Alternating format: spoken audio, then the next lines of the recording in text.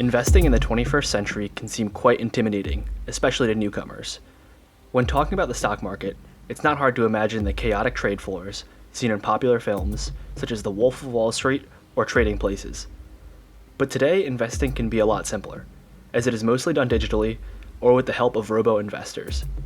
Low-cost, highly diversified investing has become the new norm, and digital brokerages make it easier than ever to access all methods of investing. As such, many new investors are faced with two common investment vehicles, the index fund and the mutual fund. These two terms can seem hard to differentiate. What's more, at the turn of the century, another new method of investing, the ETF, was introduced. Today we're going to go over the similarities and differences of each type of fund. Hopefully this video can help clarify any confusion surrounding each type. As a quick disclosure, I am not an investment professional, and any funds or securities mentioned in this video are not recommendations and are purely informational. Make sure to talk to an investment planner and do your own research before you begin investing. And if you enjoy the video, it would be great if you could like and subscribe. The idea of a group of people pooling their money to reduce risk is not new. Mutual funds sought to achieve this through asset diversification, which is less risky than holding a single security. An assembly of investors would combine their money into a large fund that would then be overseen by some investing professional. First appearing in Europe, this idea spread to the United States in the 1890s. The first modern mutual fund was established by the Massachusetts Investors Trust in Boston in 1924. By the onset of the Great Depression in 1929, there were 19 open-ended mutual funds, and hundreds more would open throughout the 20th century. The popularity of the funds continues to increase today. In 2019, there were more than 10,000 mutual funds. Index funds, in comparison, are relatively new. It is important to note that an index fund is a mutual fund. Thus, you may see index funds referred to as index mutual funds. The core idea that the money is collected from a group and then invested by a professional manager is the same. However, the manner in which investments are handled is quite different. Index funds were first popularized by Jack Bogle, founder of the Vanguard Group.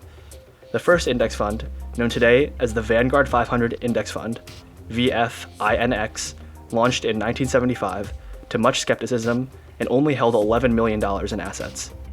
When Bogle died in 2019, the fund held nearly $441 billion in assets, a growth percentage of nearly 876,000% after accounting for inflation. It did not take long for brokerages to see how popular index funds were, and thus the race to provide the most accessible form of investing possible began. This would eventually lead to the creation of the ETF. The way each fund works, at face value, is relatively simple. An investor contributes money to the fund. The fund manager, typically a group of investment professionals, will then give the investor a number of shares proportional to the amount of money invested. When the investor looks to cash out shares, they redeem them with the fund manager. Both index and mutual funds offer quick diversification. A single fund can hold thousands of individual securities, such as stocks or bonds. Similarly, because the funds are overseen by the managers, they are automatically rebalanced or redistributed. This makes it extremely easy for any investor to expose themselves to the broader stock market without having to do much research themselves or worry about individually buying and selling assets. Consequently, both are seen as long-term investment vehicles. Index funds and mutual funds can only be bought once a day, once a price for the fund is determined after the stock market closes at 4 p.m. Eastern Time. This is opposed to stocks, which can be traded whenever the market is open from 9:30 a.m. to 4 p.m. The major difference between the two, then, is how they are managed and the subsequent cost of each management style. The main goal of a mutual fund is to beat the market. This means that the fund seeks to have higher annual return rates than the market average, typically compared to the Standard & Poor's 500 index. To do this, the funds are run by a method called active management. For the remainder of the video, to clarify, anything mentioned as a mutual fund means that this is actively managed. These funds may have a set guideline or strategy that the fund manager tries to follow, such as focusing on a certain market, market capitalization, growth companies, etc. Mutual funds are most common in retirement accounts. Securities in mutual funds are hand-selected by the fund management team, and holdings can be updated and rebalanced daily, although typically not as frequently. The shareholder of the fund does not become a shareholder of the underlying holdings within the fund. This means that while the fund may hold a stock like Apple, you are not a stockholder of Apple, and thus cannot vote in an annual meeting. Because these funds are being constantly monitored and updated by an investment professional, the expense ratios for mutual funds can be high. Expense ratios for a mutual fund average 0.82%, but can be as high as 2%. This means that for every $10,000 invested, $82 up to $200 is deducted annually to pay for the management team's salary and other expenses. This may not seem like much, but once an investment portfolio reaches 6, 7, or more figures, such expense ratios can have immense effects on annual returns. Conversely, the goal of an index fund is to track the entire market or a market sector. They do this through a strategy called indexing. An index, which is an indicator or measurement of something, is purely mathematical. The S&P 500 index, for example, is composed of the 500 largest US companies based off of market capitalization.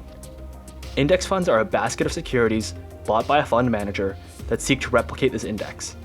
The most popular index fund, VFIAX, seeks to track the S&P 500. VFIAX will hold the same assets listed in the S&P 500 and weigh each holding proportionate to their market capitalization. By doing this, VFIAX, in theory, should perfectly replicate the performance of the S&P 500. Like mutual funds, there are hundreds of different indexes, thus hundreds of different index funds. They can range from focusing on small market capitalization stocks to the entire US stock market to the entire world stock market, or simply focus on a single industry or sector. Also, like a mutual fund, owners of an index fund are not owners of the underlying assets. Unlike a mutual fund, index funds will only hold what is listed in the underlying index.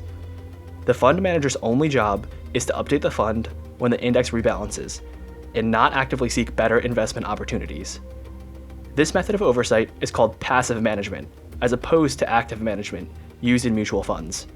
Rebalancing occurs relatively infrequently. The S&P 500, for example, rebalances 4 times a year. This is also done digitally through the use of algorithms and robo-advisors. Because the amount of work put into managing the fund is minimal, the expense ratios are significantly lower than mutual funds. The average expense ratio for an index fund is 0.09%. Finally, both index and mutual funds may come in various classes. The class of 2 funds may be nearly identical in performance, but vary in cost. Vanguard, for example, has 2 common classes. Investor class shares have a $1,000 to $3,000 minimum initial investment and have an average expense ratio of 0.27%. Admiral class shares have a minimal initial investment anywhere from $3,000 to $100,000, depending on the fund, but the average expense ratio is much lower at 0.14%. Most Vanguard index funds, however, are only available as Admiral shares, but have even lower expense ratios. So how do the 2 funds and management styles compare in terms of performance? Historically, the evidence favors index funds. This is due to a multitude of factors, but can be boiled down to making investment choices based on human decision or by letting the market dictate decisions. All mutual funds are managed by people, often among the smartest in the world, deciding what to add or drop from their fund. This can lead to short-term performances that can outperform the market, but it is incredibly rare, if not impossible, for a mutual fund to outperform the market on a long-term basis. Large withdrawals from the fund, due to market crashes, poor returns, or dissatisfaction with asset allocation, can put immense pressure on the manager and cause them to make poor investment choices. This is known as style drift, when the fund manager strays away from the given strategy of the fund in order to pursue higher returns. Index funds do not have to worry about the issue of stock selection, and typically do not ever have to worry about a mass exodus of investments from the fund. Index funds are also more predictable. We can be relatively sure that in the long run, the stock market will grow, and thus so will any indexes that track the market. There is much less certainty in a basket of stocks being bought and sold on the whims of a fund manager. The issue of the expense ratio is another major strike against mutual funds. Going back to the annual average expense ratios of the mutual versus index funds, we can begin to visualize the effect that the difference has over time. In this example, we can see an annual investment of $1,000 over 30 years with an average annual return of 7%, the historical average of the market. In this time period, the 0.82% expense ratio of the mutual fund would cost roughly $14,500, while the index fund expense ratio of 0.09% would only cost about $1,700, a difference of nearly $13,000. It is important to remember that these dollars are not only lost, but they cannot be reinvested to compound and grow. A famous case of index funds outperforming actively managed funds was done by Warren Buffett. He bet an actively managed fund $1 million that, including fees and expenses, S&P 500 index fund, VFIX, would outperform the hand-picked portfolio of the active fund over a 10-year period from 2008 to 2017. The index fund outperformed the selected portfolio 7 of the years and saw 7.1% total return, compared to the actively managed portfolio's fund returns of 2.1%. VFIX also carried a mere 0.04% expense ratio, compared to the 2% fee of the managed fund. Nevertheless, the core idea of broad diversification and ease of market exposure has seen the growth of both types of funds explode. At the start of the 21st century, a new type of investment vehicle would seek to further appease the growing demand for fund investing. Exchange-traded funds are the newest of the 3 fund types to appear on a major stock exchange. The first ETF traded in the US debuted in January of 1993 and tracked the S&P 500. Barclays launched their first ETF in 1996, with Vanguard following suit in 2001, both tracking the S&P 500. The number of ETFs has grown exponentially since 2002, when there were only 201 ETFs. By 2009, there were nearly 1,000, and by 2019, there was nearly 7,000 global ETFs. So what makes an ETF different from an index or mutual fund? First, there are more providers of ETFs than there are index or mutual funds. This is due to how an ETF is created. For more info on that, I have posted a link in the description. The largest difference, however, can be derived from the name. As suggested, an ETF is a fund that is openly exchanged on the stock market. Remember, index and mutual funds are pools of investors' money used to buy securities. They can only be bought once a day after the market closes and can only see gains realized by redeeming shares. ETFs, on the other hand, can be traded whenever the market is open. ETFs are subject to supply and demand, as an ETF is sold directly from a seller to a buyer. This leads to another difference between the 2 funds. Because you can buy and hold an ETF at any point, you will only pay capital gains taxes when you sell the ETF for a gain. That is to say, if you buy a popular ETF, say VOO, and sell after 20 years, you will only pay taxes that one time. Index and mutual funds work differently. When an investor redeems their shares, they are not selling directly to another buyer. Rather, when they redeem the shares, the fund manager might have to sell some of the securities in the fund to raise money to pay the investor. If these securities are sold for a gain, the capital gains taxes are distributed amongst all of the investors in the fund. Vanguard has patented a process to avoid these extra fees on some index funds. But say you bought Fidelity Fund SPAXX and held for 20 years. You might be constantly paying a very small tax as long as you own shares of the fund. In a similar vein, ETFs strive to meet many of the same goals that investors might seek in an index or mutual fund.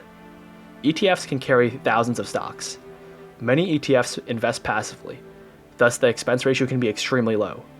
VOO's expense ratio of 0.03% is even lower than VFIX.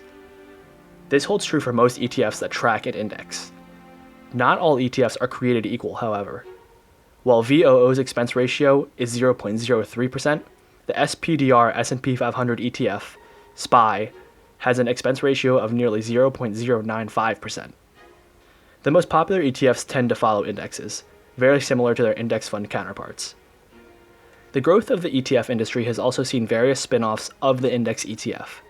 Various ETFs, marked as smart or strategic beta, seek to combine active and passive investing. These ETFs might track an index, but choose selectively only those securities that meet certain criteria. By focusing on these areas of exploration, these ETFs try to achieve stability and pursue higher returns than standard indexes, but at a lower cost than true active investing. An example is VOOG.